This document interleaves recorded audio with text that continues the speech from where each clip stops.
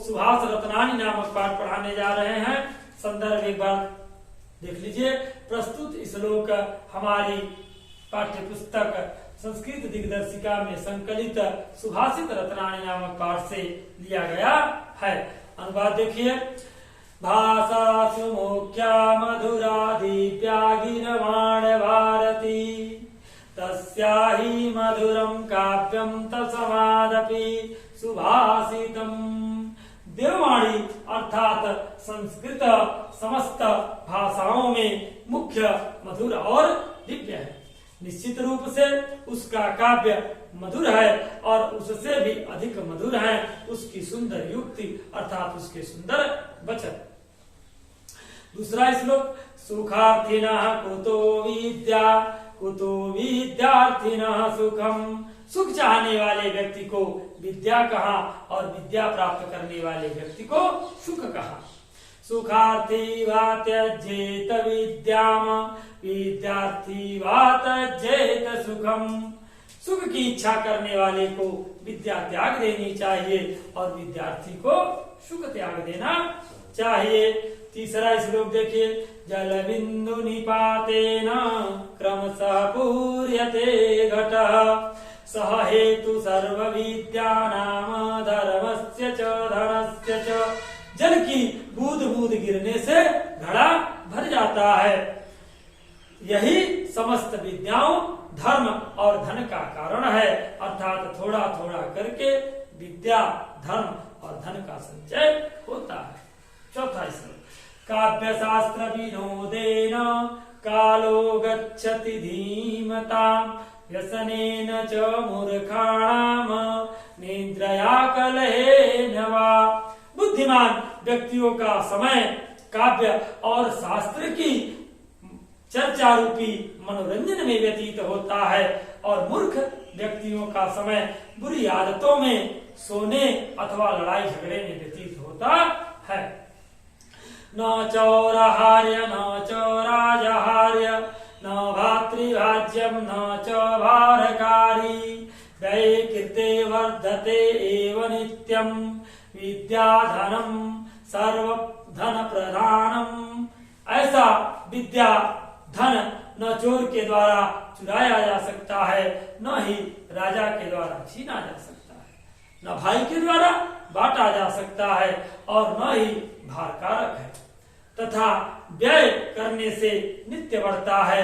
जो सब धनों में प्रधान है वह विद्या रूपी धन है।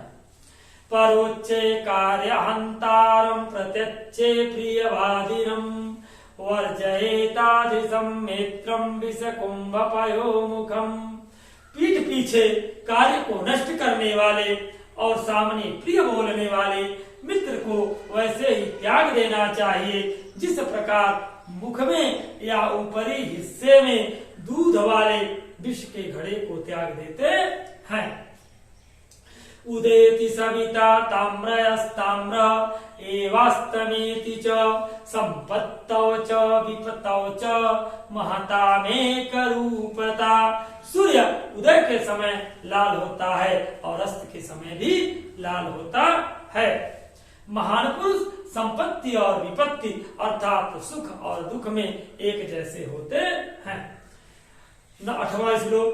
विद्या विवादाय धनम मादाय शक्ति परिपीडनाय खलस्य साधो विपरीतमेत ज्ञानाय दानाय च रक्षणाय। दुष्ट की विद्या विवाद के लिए, धन मद के लिए और शक्ति दूसरों को पीड़ा पहुंचाने के लिए होती है। इसके विपरीत सज्जन की विद्या ज्ञान के लिए, धन दान के लिए और शक्ति दूसरों की रक्षा के लिए होती है। सहसा विदधीत न क्रियां विवेकः परमापदं पदं व्रीडूते हि विमस्य कारिणं गुणलोब्धा स्वयमेव संपदः। बिना विचार किए कार्य नहीं करना चाहिए। अज्ञान परम आपत्तियों का स्थान है। निश्चय ही विचार करके कार्य करने वाले व्यक्तियों का गुणों की लोभी संपत्ति अर्थात लक्ष्मी स्वयं वर्ण करती है। क्रीडाति सुचरित इतरं सपुत्रो यद भर्तुरेव हितमिच्छति तत्र कलत्तरम् तन्मित्रमापदि सुखे च समक्रियं यदा एकत्र जगति पुण्यकृतो लभन्ते। कहता है जो पिता को अच्छे आचरण से प्रसन्न करता है ऐसा पुत्र, जो पति का ही हित चाहती है ऐसी स्त्री, जो सुख और दुख में समान व्यवहार करता है ऐसा मित्र, इन तीनों को संसार में पुण्यशाली जन ही प्राप्त करते हैं। कामान दुग्धे विपकस्यत्य लक्ष्मी कीर्ति सुते दुस्य कृतम् या हीनस्ति शुद्धा शान्तं मातरं मंगला नाम धेनुधिरा सोनुता वाचवाहु।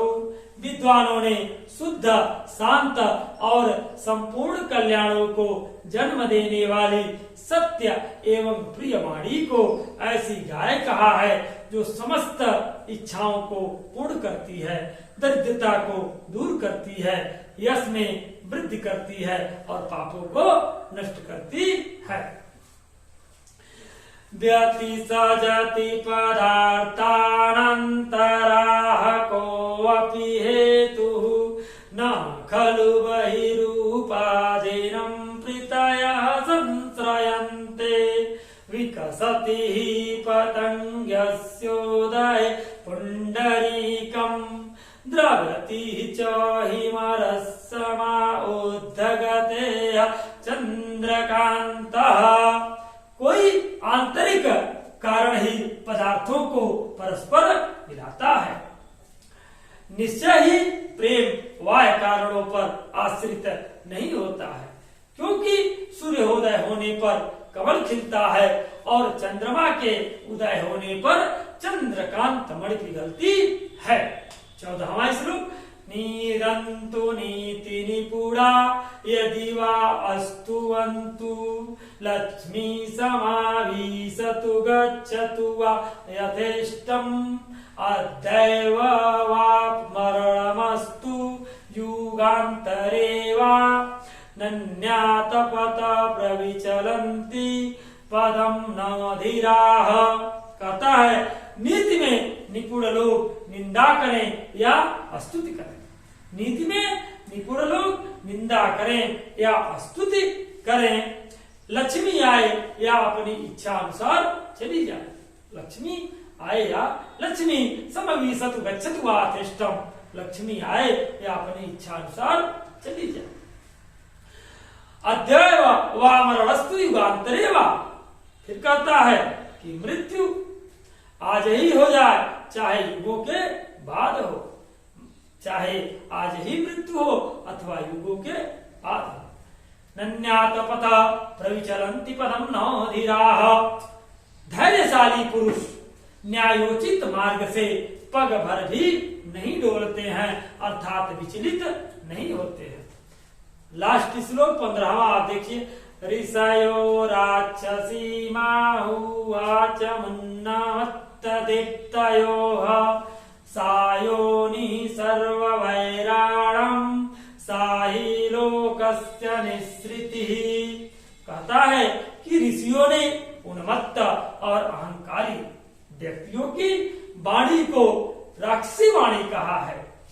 वह समस्त वैरों को उत्पन्न करने वाली और संसार की विपत्ति का कारण होती है। इस प्रकार यह पाठ भी आपका आज समाप्त हुआ। 15 श्लोक के अर्थ बताए गए। आगे हम कल आपको